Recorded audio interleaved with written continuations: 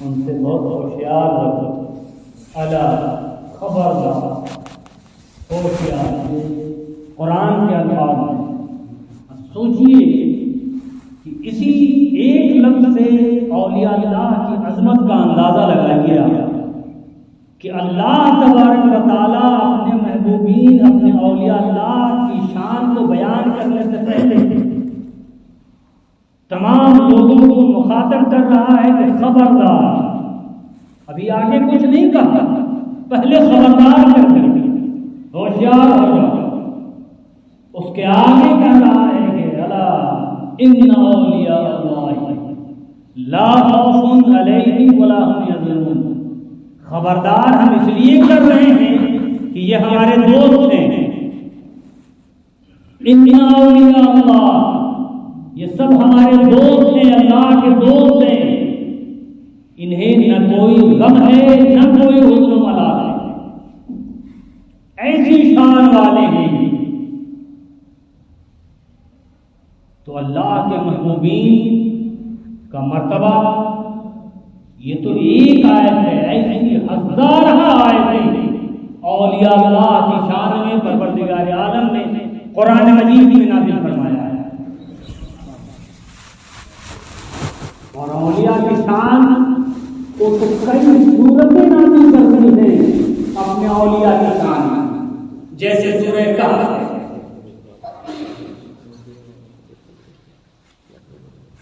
اس طریقے کی بہت ساری آیتیں ہیں. تو اللہ تبارک و تعالی کے جو محبوب بندے ہیں، جو مقرب بندے ہیں،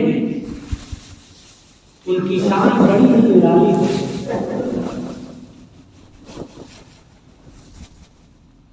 انہی اولیاء اللہ میں پچھلے جمعہ میں نے سرکار سیدنا خواجہ خواجگاں مالک ہندوستان خواجہ غریب نواز رضی اللہ تعالیٰ عنہ کی شان میں چند باتیں میں نے بتائی تھی،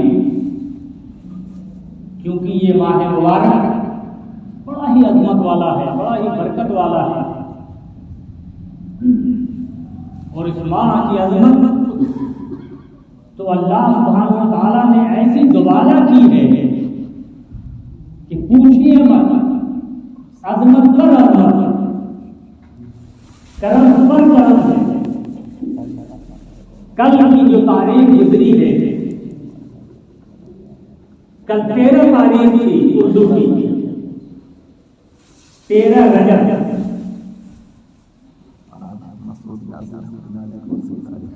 کتنے لوگ ہیں جو جانتے ہیں کہ 13 رجب کی حقیقت کیا ہے؟ بہت کم لوگ جانتے ہیں، شاید واحد لوگ. لیکن ایسی شان والی شخصیت کی کل تاریخ لی جس کی اللہ سبحانہ و تعالیٰ نے ولادت کا سعادت فرمائی، وہ ہے سرکار سیدنا علی مرتضیٰ کرم اللہ تعالیٰ وجہ الکریم. کل آپ کی پیدائش کی تاریخ تھی. مولائے کائنات کا مرتبہ اولیاء اللہ میں سب سے اوپر ہے، بلکہ آپ کے در سے خیرات بڑھتی ہے ولایت کی. بغیر آپ کے در کا غلام بنے کوئی ولی ہو ہی نہیں سکتا. دنیا میں جتنے ولی اللہ جڑے ہیں سب کا کرم ہے سب پہ سرکار سیدنا علی مرتضیٰ کرم اللہ تعالیٰ وجہ الکریم کا. جب تک کہ اس در کا بھکاری نہیں ہوگا اسے ولایت اللہ تعالیٰ عطا ہی نہیں کرے گا. اس لیے کہ اللہ کے محبوب نے انہیں ولی بنایا ہے. اللہ کے علی کو اللہ کے محبوب نے ولی بنایا ہے. یہ ایسے اللہ کے محبوب ہیں. علی پاک کا مرتبہ آپ کو میں بس سے ایک حدیث شریف سے بتا دوں. بے شمار حدیثیں موجود ہیں آپ کی فضیلت میں. ایک بڑی مشہور حدیث ہے، وہ بھی ام المومنین سیدہ عائشہ صدیقہ رضی اللہ تعالی عنہا سے مروی ہے کہ آپ نے اپنے بابا جان سرکار سیدنا صدیق اکبر رضی اللہ تعالی عنہ سے کہا کہ بابا جان جب مسجد نبوی میں آپ ہوتے ہیں اور رسالت آپ سامنے ہوتے ہیں اور رسالت آپ کا خطاب ہوتا رہتا ہے تو میں پردے کے نیچے سے دیکھتی رہتی ہوں سب کی کیفیت. اب میں نے ایک بار نہیں آپ کو 12 دیکھا ہے کہ آپ بس ایک ٹک مولائے کائنات کو دیکھتے ہیں تو دیکھتے ہیں. آپ صرف انہی کو دیکھتے رہتے ہیں. بابا جان آخر اس میں کیا مطلب ہے؟ یہ کون کہہ رہا ہے؟ ام المومنین کہہ رہی ہیں، رسول کائنات کی سب سے چہیتی بیوی اور سرکار سیدنا صدیق اکبر کی شہزادی ہیں. آپ پوچھ رہی ہیں اپنے بابا جان سے کہ بابا جان آخر یہ کیفیت میں نے کئی بار دیکھی ہے، اس کی کیا وجہ ہے؟ آپ انہی کو دیکھتے رہتے ہیں. اللہ اکبر کہتے ہیں کہ قسم خدا کی میں نے رسول اللہ صلی اللہ علیہ وسلم کو یہ فرماتے سنا ہے کہ علی کا دیکھنا عبادت ہے. علی کو دیکھنا عبادت ہے، اس لیے میں انہی کو دیکھتا رہتا. آقا مولا کو سنتا رہتا ہوں، علی کو دیکھتا رہتا. سبحان اللہ سبحان اللہ. یہ کون کہہ رہا ہے؟ صدیق اکبر کہہ رہے ہیں، جبکہ جن کا مقام نبی کے بعد اگر انسانوں میں سب سے اونچا مرتبہ اگر کسی کا ہے تو وہ سرکار سیدنا صدیق اکبر کی ذات بابر کا ہے. ان کا معاملہ یہ ہے کہ وہ فرما رہے ہیں کہ میں اسی لیے دیکھتا رہتا ہوں کہ رسول اللہ صلی اللہ علیہ وسلم نے فرمایا کہ علی کو دیکھنا عبادت ہے. اب اندازہ لگائیں کہ صحابہ اس شوق میں انہیں دیکھتے رہتے تھے، انہیں مشاہدہ کرتے رہتے تھے کہ ہم عبادت میں شامل ہیں. تو جب صحابہ کا یہ عالم تھا تو آج ہم اگر مولائے کائنات کا نام لیتے ہیں اور ان کی عزت و تقریم کرتے ہیں، ان کے نعرے بلند کرتے ہیں تو کیا غلط کرتے ہیں؟ ایک اور حدیث تو یہاں تک ہے کہ آقا مولا صلی اللہ علیہ وسلم نے فرمایا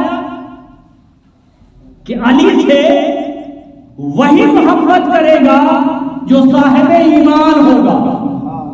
علی سے بخاری شریف کی حدیث میں بتا رہا ہوں کہ علی سے وہی محبت رکھے گا جو صاحب ایمان ہوگا اور علی سے وہ عداوت رکھے گا جو منافق ہوگا.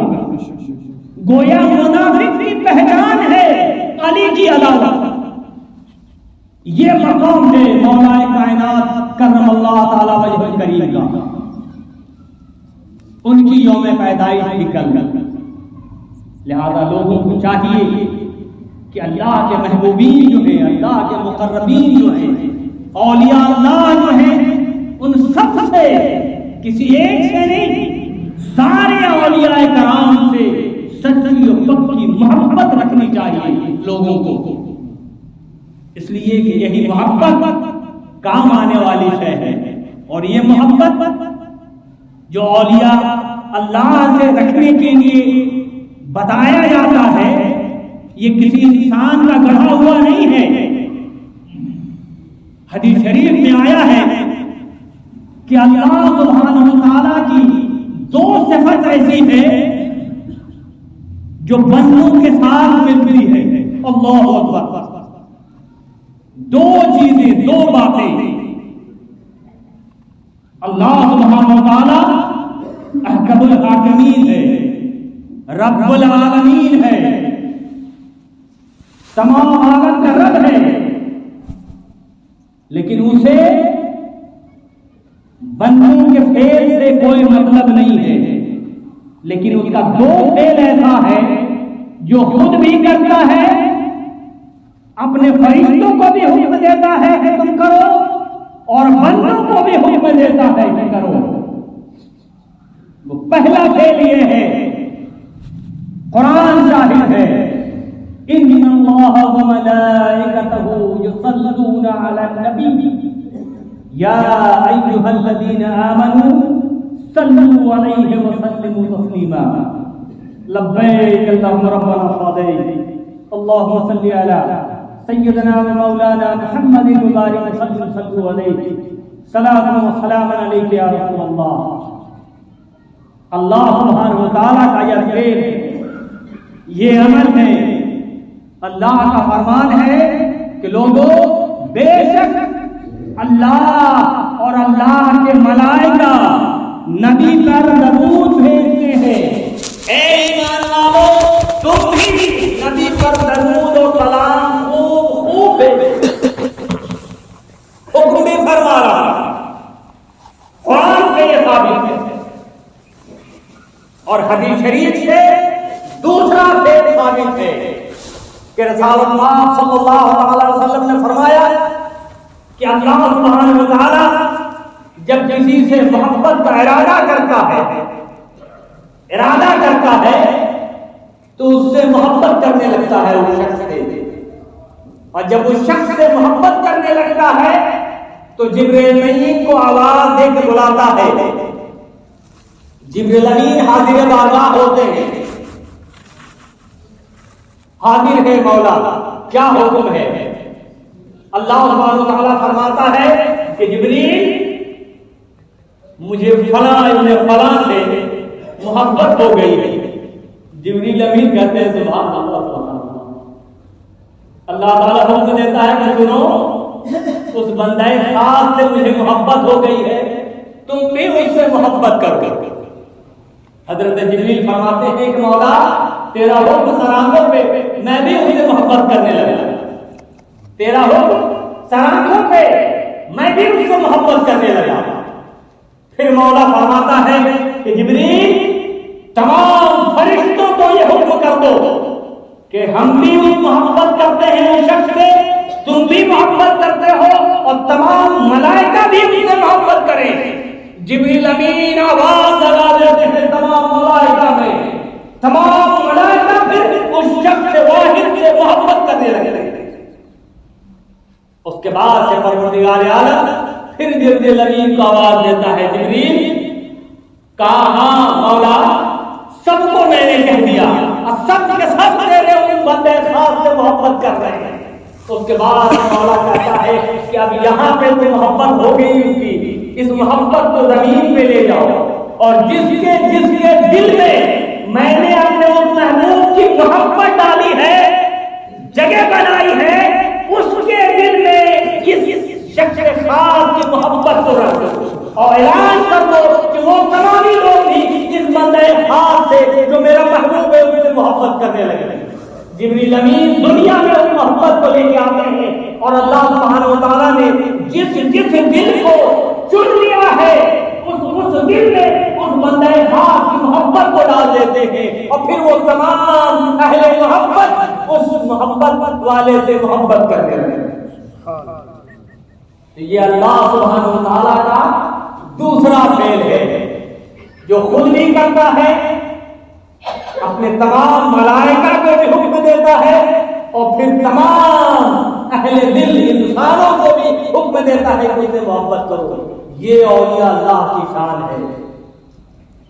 اللہ کے ولیوں کی شان بڑی ہی عالی ہے، بہت عرصہ ہے، انسان کے عقل و فہم سے بہت اونچی شے ہے، بہت اونچی.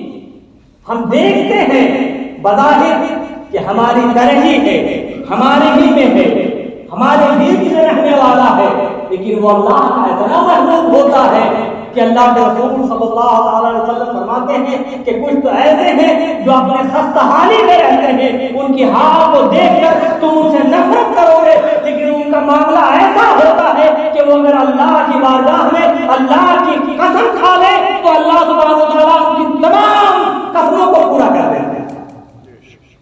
یہ عالم ہے اللہ کے محبوب بندوں کا، یہ مقام ہے اللہ کی بارگاہ میں اللہ کے محبوبین کا، اللہ کے مقربین کا، اولیاء اللہ کا، یہ مقام ہے اللہ کی بارگاہ میں۔ اور قیامت کے روز یہ اولیاء اللہ کی محبت کام آنے والی ہے۔ حدیث شریف میں آیا ہے کہ دنیا میں جو جتنی محبتیں ہیں یہ سب قیامت کے روز دشمنی میں بدل جائیں گی۔ معلوم ہے آپ لوگوں کو، باپ بیٹے سے محبت، بیٹی بیٹی سے محبت، ماں بیٹے سے محبت، بھائی بھائی سے، بہن بہن سے، یہ دنیا میں دوست سے، احباب سے، اقربا سے، رشتے داروں سے، یہ جو آپس میں جو محبتیں ہیں یہ محبت قیامت میں بدل جائیں گی، ختم ہو جائیں گی، دشمنی ہو جائے گی۔ پوچھا صحابہ نے یا رسول اللہ یہ کیسے؟ آقا نے فرمایا کہ قیامت میں باپ بیٹے کو آواز دے گا، اس کی نفسی نفسی کا عالم ہوگا، نیکیاں اس کی کم ہوگی، بیٹا کو بلائے گا، کہے گا بیٹے آج میری مدد کر دو، تھوڑی نیکی کم ہو گئی ہے، بس اپنی نیکی تھوڑی سی دے دو، میرا بیڑا پار ہو جائے گا۔ بیٹا کہے گا، اولاد کہے گا کہ ہم تو خود نفسی نفسی کے عالم میں ہیں، ہم تو خود اپنے لیے کھوج رہے ہیں، ڈھونڈ رہے ہیں، پریشان حال ہیں، ہم آپ کی کہاں سے مدد کریں گے؟ دشمنی ہو گئی کہ نہیں ہو گئی؟ محبت ختم ہو گئی۔ اس طریقے سے جتنے بھی رشتے دار ہوں گے، جتنے بھی جس کو محبت ہوگی وہ اس کو بلائے گا، اس سے کہے گا، لیکن وہ انکار کرے گا کہ ہم خود نفسی کے عالم میں ہیں۔ لیکن قیامت کے روز ایک محبت قائم آئے گی ہمارے اولاد میں، الحمدللہ الحمدللہ۔ اسی لیے علماء اہل سنت کا یہ عقیدہ ہے، یہ یقین ہے، ایمان ہے، اس پر آقا کی فرمان پر ایمان ہے کہ قیامت کے روز ایک چیز ہمارے کام آنے والی ہے اور وہ اولیاء اللہ کی محبت ہے۔ اولیاء کرام سے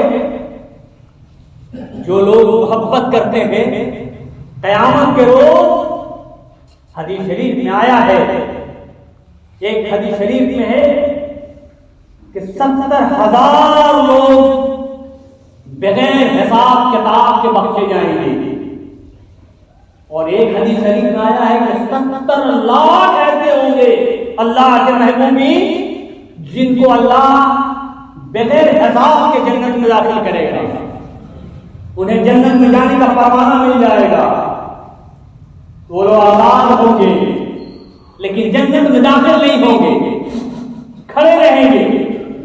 مولا کا حکم ہوگا، فرشتوں اے جبریل ارے ان سے پوچھو یہ جنت میں کیوں نہیں جاتے؟ انہیں تو جنت کا پروانہ دے دیا گیا، عطا کر دیا گیا۔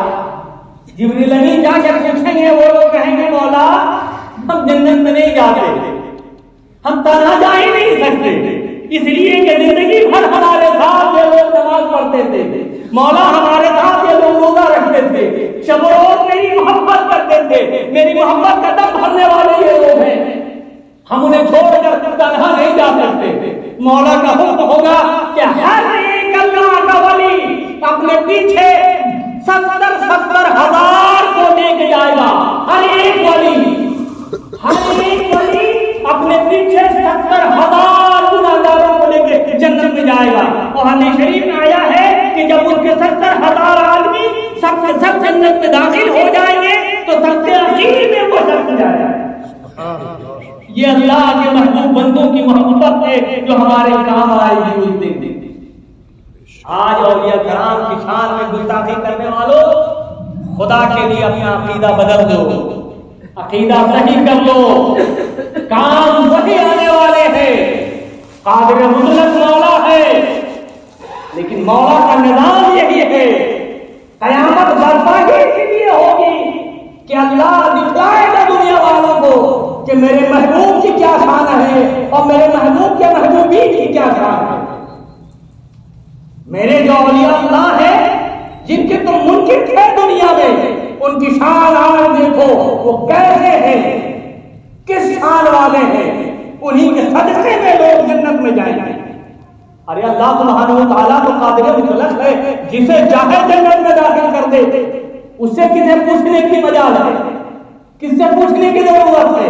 لیکن مولا یہ نہیں کرے گا قیامت کرو، قیامت کا نظام ایسا ہوگا کہ اس کے محبوبین کسے چاہیں گے جنت میں لے جائیں گے، تاکہ جانے والے بھی یہ سمجھیں کہ ہمیں ہمارے عمل جنت میں نہیں لے جا رہے ہیں، ہمارا کردار ہمیں جنت میں نہیں لے جا رہا ہے، ہمارے نماز، روزے، زکات، حج و خیرات، زکات یہ ہمیں جنت میں نہیں لے جا رہے ہیں، ہمیں جنت میں تو اس محبوب کا کی محبت لے جا رہی ہے۔ وہ تو اللہ کا جو محبوب بنتا ہے، جس سے ہم محبت کا دم بھرتے تھے، یا موت یا خواجہ کہتے تھے، وہی ہمیں جنت میں لے جا رہا ہے۔ لہذا اس دن عقدہ کھل جائے گا، عقل کی پٹی کھل جائے گی، لیکن اس دن کچھ کام نہ آئے گا اگر آج تم نے یہ عقیدہ نہیں بدل لیا، اگر تم نے آج ان سے محبت نہیں کر لی، اللہ کی بارگاہ میں اگر توبہ نہیں کر لیا، عقیدہ نہیں کر لیا، تو اس دن تو تمہارا ٹھکانہ وہی ہوگا جہاں اللہ تمہیں بھیج دے گا۔ لہذا لوگوں، ضرورت اس بات کی ہے کہ اللہ کے محبوبین سے، مقربین سے، خواہ وہ کسی خطے کے رہنے والے ہیں، کسی بھی مکتبہ فکر کے نہیں، عقائد کے، مذہب کے، بہت سارے لوگ یہ باتیں کرتے ہیں کہ آپ لوگ تو شافعی اور حنبلی اور مالکی کو مانتے نہیں ہیں، معاذ اللہ رب العالمین، یہ جہالت والا مسئلہ ہے۔ آپ کو معلوم ہے کہ 4 مذاہب ہیں، مذاہب اربع، حنفی، شافعی، مالکی اور حنبلی، یہ 4 امام ہیں، اور چاروں برحق ہیں، برحق، اور چاروں کو برحق ماننا ایمان کی دلیل ہے، اور ان کا طریقہ صرف الگ الگ ہے، عقیدہ الگ نہیں تھا، عقیدہ سب کا سنت والجماعت کا عقیدہ تھا، سب سنی سیکولر عقیدہ مسلمان تھے، جبھی وہ دنیا کے تاجدار بنے، جبھی وہ دنیا کے امام بنے۔ اگر عقیدہ صحیح نہیں ہوتا تو کبھی امام نہیں بنتے، اس دنیا کے، اس امت کے امام نہیں بن سکتا کوئی جب تک کہ اس کا عقیدہ درست نہ ہو۔